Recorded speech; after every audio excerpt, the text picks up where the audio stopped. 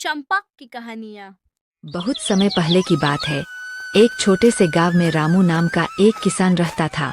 रामू के पास बहुत कम जमीन थी, लेकिन उसका दिल बहुत बड़ा था। वह दिन भर कड़ी धूप में पसीना बहाता और शाम को जो भी रूखी सूखी रोटी मिलती, उसे ही ईश्वर का प्रसाद समझकर खुशी खुशी स्वीकार करता। उसके चेहरे पर हमेशा एक सादगी भरी मुस्कान रहती थी। उसी गांव के दूसरे छोर पर धनपत नाम का एक जमींदार रहता था। जैसा उसका नाम था, वैसा ही उसका वैभव था, लेकिन उसका मन अशांत था।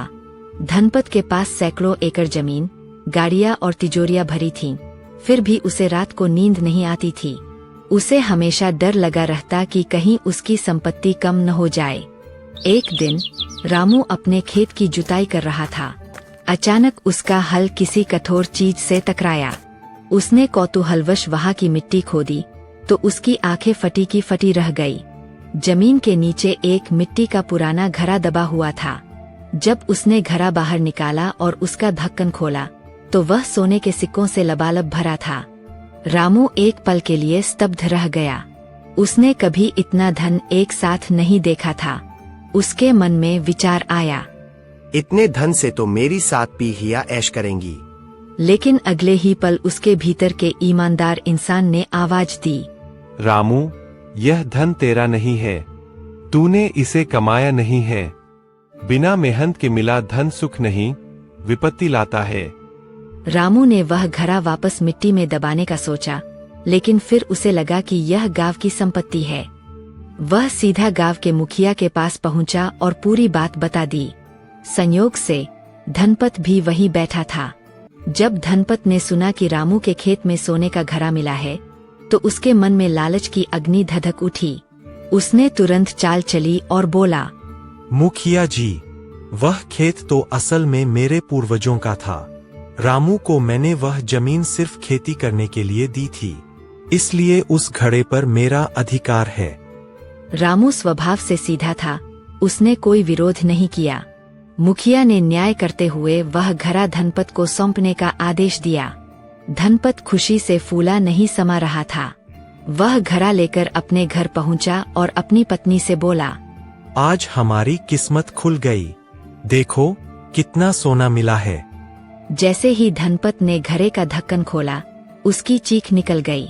घड़े में सोने के सिक्के नहीं, बल्कि जहरीले बिच्छू और सांप भरे हुए थे। वह डर के मारे पीछे हट गया। उसे लगा कि रामू ने उसे फंसाने के लिए कोई जादू टोना किया है।